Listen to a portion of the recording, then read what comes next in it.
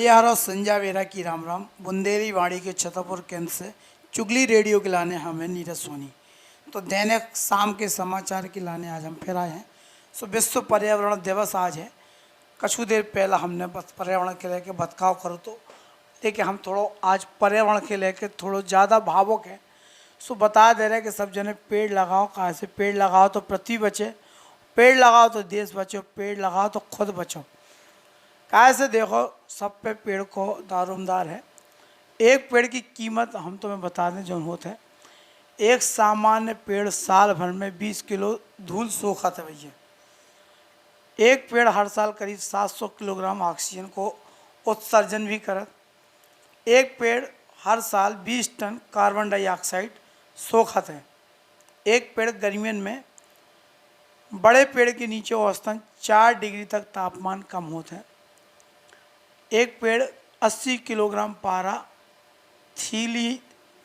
Lithium, lead आदि जैसे जहरीली धातुओं को मिश्रण सोखने की क्षमता रखता है। एक पेड़ सोच लो, एक पेड़ हर साल करीब 1 लाख वर्ग मीटर दूषित हवा फिल्टर करत। एक पेड़ घर के करीब एक पेड़ अस्कास्टिक वॉल जैसो काम करत, यानी शोर ध्वनि के सोखवे को काम जो एक पेड़ करत है। तो भैया ये है पेड़न के महत्व। अब हम खबरन की भैया रफ्तार शुरू कर रहे हैं। तो खबरन की सबसे पहली शुरुआत है छतरपुर में। भैया छतरपुर में सबसे बड़ा काम भाव है कि जो ये भू माफिया थे तो इन पे तो कार्रवाई होत रही। अब जो ये राशन माफिया हैं जो गरीबन के राशन पे डाका डाल रहे थे, सेवा सहकारी समितियों में गेहूँ खरीदी में जो गड़बड़ी कर रहे थे, इनके खिलाफ लगातार FIR दर्ज करावे की कार्रवाई करी जा रही। ताज़ा मामला सटई के समिति प्रबंधक और केंद्र प्रभारी को है, जिनके खिलाफ FIR दर्ज कराई गई है। कलेक्टर के निर्देश पर सहकारी समिति सटई के समिति प्रबंधक काशीराम शर्मा और गेहूँ खरीदी केंद्र प्रभारी शंकर लाल पटेल पे FIR दर्ज करी गई है। ये 2 जने मिली भगत करके खरीदी के दौरान व्यापारियों से खरीदो गौ गल्ला पन्ना रोड स्थित मेन वेयर हाउस में सटई रोड क्रमांक 1 से गेहूं भर के आए और ट्रक से वो तो लोड करवाए थे। ट्रक है कलेक्टर सीरन सिंह के निर्देशन में जब्त करोगा तो ट्रक में पाओ गो तो पुरानो घोनो भाव तिलूला वालो गेहूँ हतो ई पे इनकी जांच के बाद FIR दर्ज कराई गई है। हम बता दें कि जो लगातार बदमाशी ऐसी हो रही थी, अब कलेक्टर ने ई पे संज्ञान ले लो है, तो अब कार्रवाई लगातार जारी है।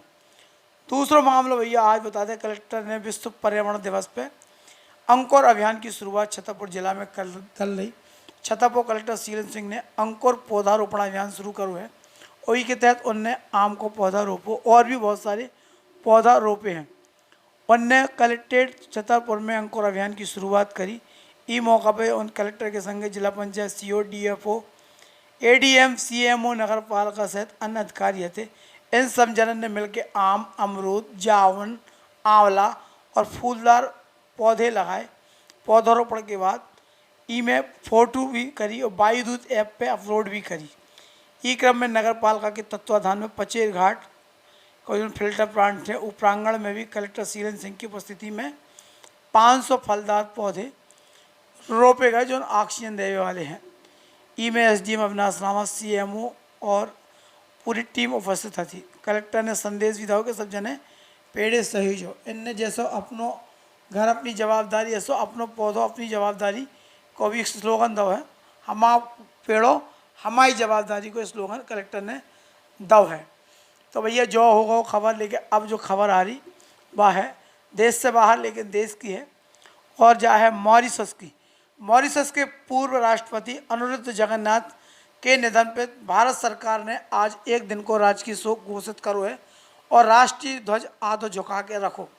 हम बता दें कि मॉरिशस के पूर्व राष्ट्रपति अनुरुद्ध जगन्नाथ के निधन पर जो शोक करोगा, मॉरिशस के पूर्व राष्ट्रपति अनुरुद्ध जगन्नाथ के निधन पर सरकार ने शनिवार के 1 दिवसीय शोक घोषित करो। तो गृह मंत्रालय की तरफ से इस बारे में शुक्रवार की घोषणा करी गई थी और कही गई थी कि मॉरिशस के पूर्व राष्ट्रपति अनुरुद्ध जगन्नाथ के निधन पे जो शोक रहे राष्ट्रीय ध्वज आधो झुको रहे और कोनो भी आधिकारिक मनोरंजन कार्यक्रम न हुई है।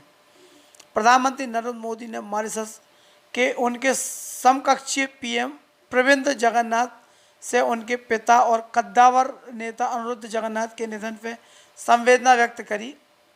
अनिरुद्ध जगन्नाथ को 51 वर्ष की आयु में 3 जून 2021 के निधन हो गए।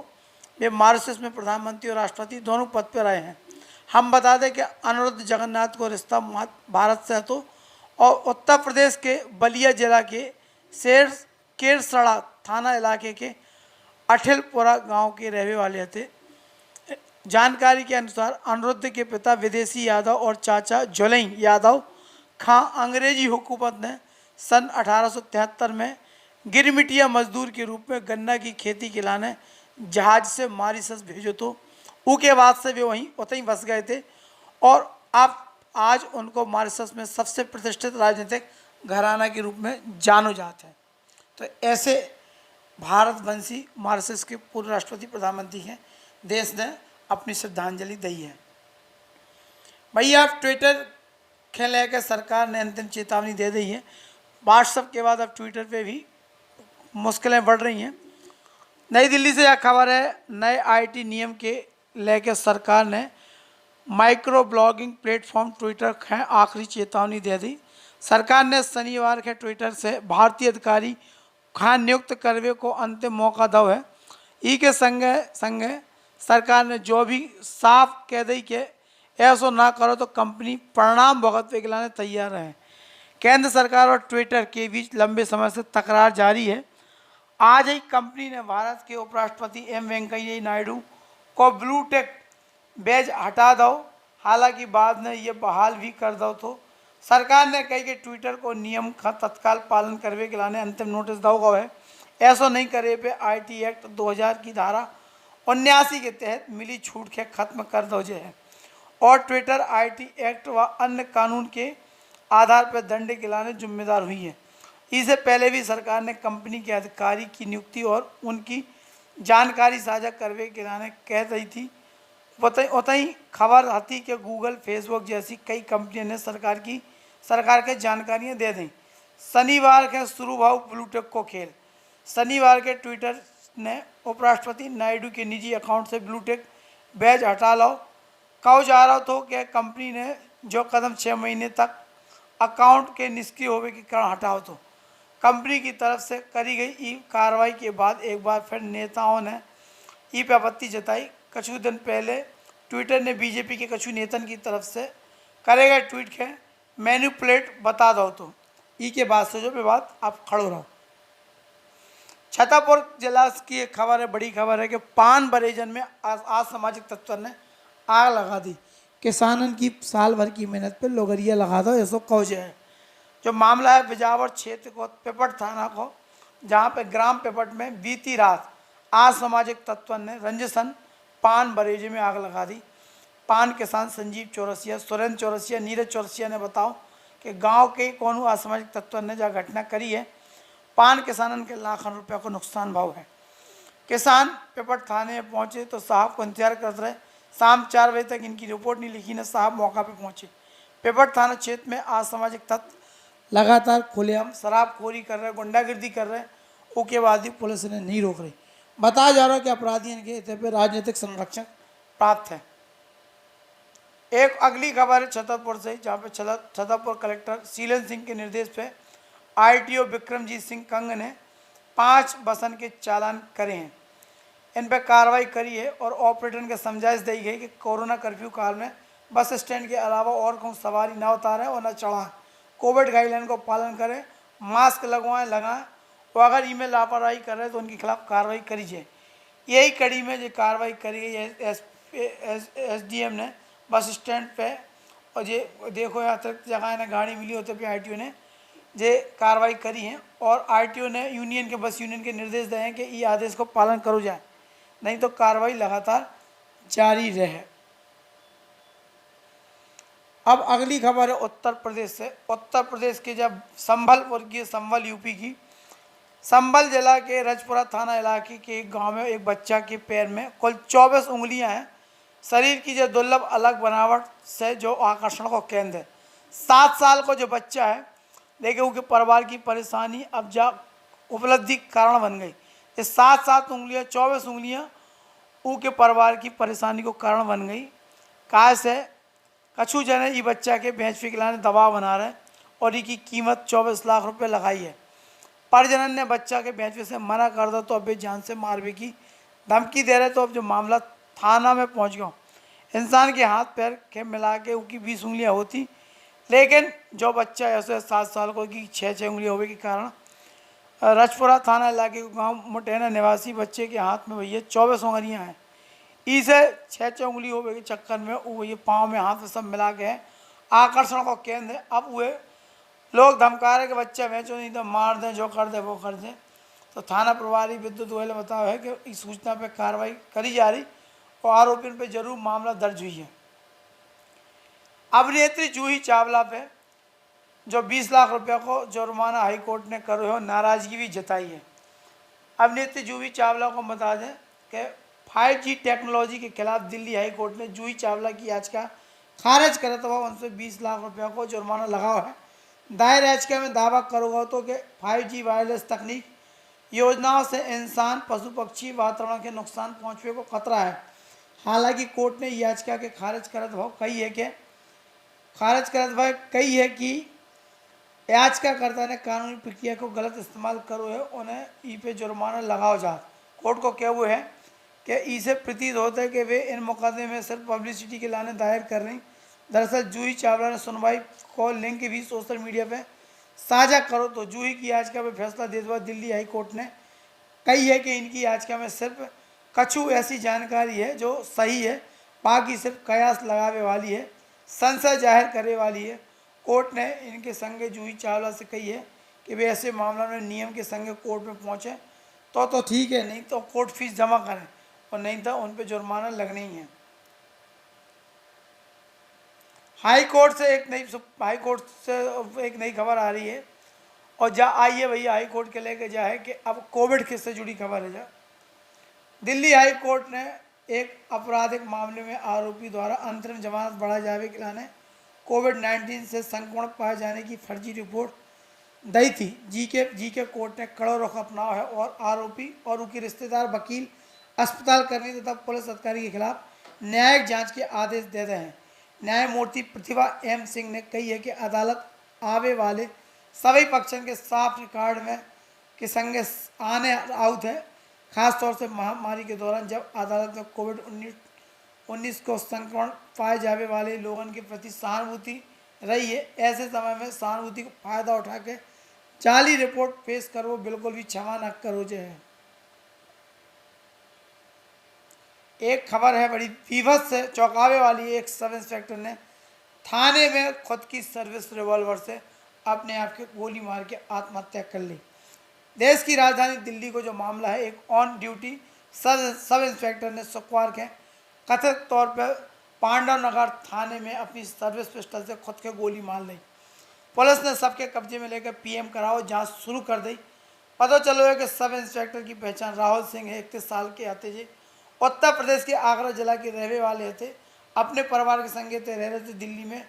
और पुलिस उपायुक्त पूर्व प्रियंका कश्यप ने राहुल पांडव नगर थाने में तैनात थे। शुक्रवार के वे पुलिस स्टेशन की छत पे गए और खुद के गोली मार के आत्महत्या कर ली। उनके पास से मौका पे कौन सुसाइड नोट बरामद भी नहीं हुआ। सबको पीएम कराओ जांच करी जा रही कि आखिर ऐसा हो कागा तो कि इन्हें अपनी जान देनी है इस तरीके से। अगली खबर कोरोना से जुड़ी है, चौंकावे वाली है। खास अपने पीक पे तेजी से पहुंचने कोरोना की अगली लहर ऐसी अब संभावना जताई जा रही और आशंकाएं व्यक्त करी जा रही। बताओ चेतावनी केंद्र सरकार ने एक बार फिर कोरोना के लेकर चेतावनी जारी करी है।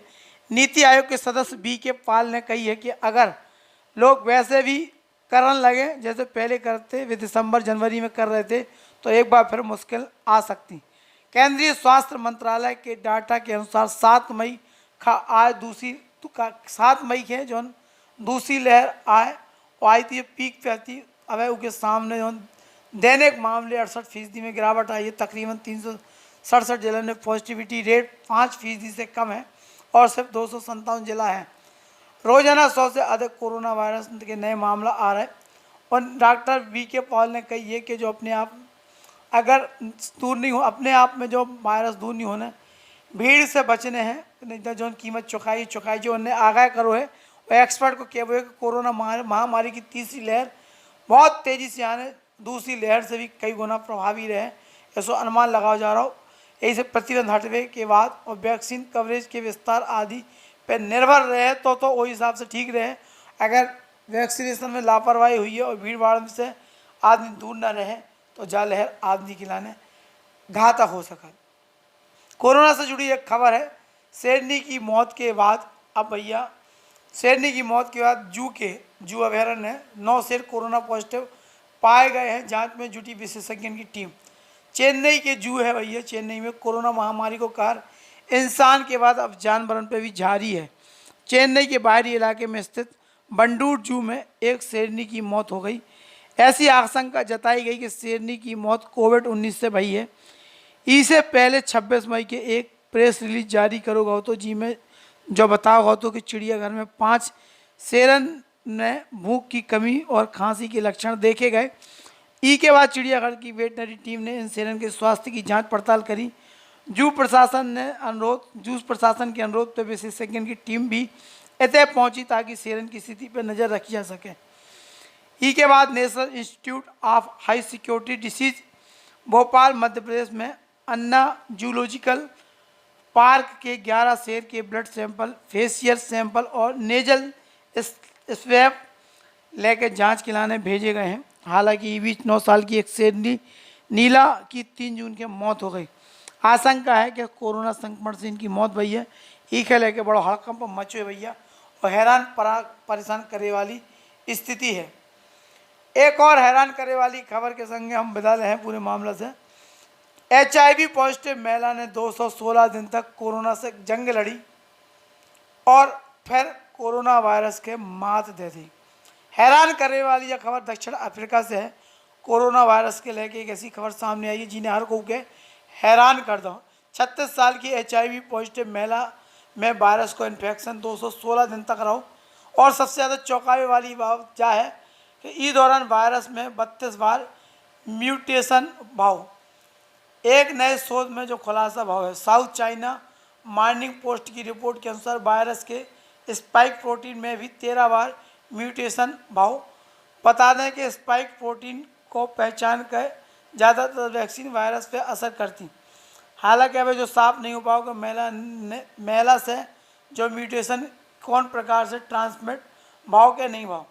इस संबंध में एक शोध प्रीप्रिंट जर्नल में प्रकाशित भाव है। स्टडी में लेखक टूलियो ने कही है कि HIV इन्फेक्शन नए वेरिएंट्स को सोर्स हो सका थे। ऐसे मरीजन की वायरस लंबे समय तक राहत है और जो अपना प्रभाव छोड़त रहा, लेकिन उसके बाद महिला की जान बच गई।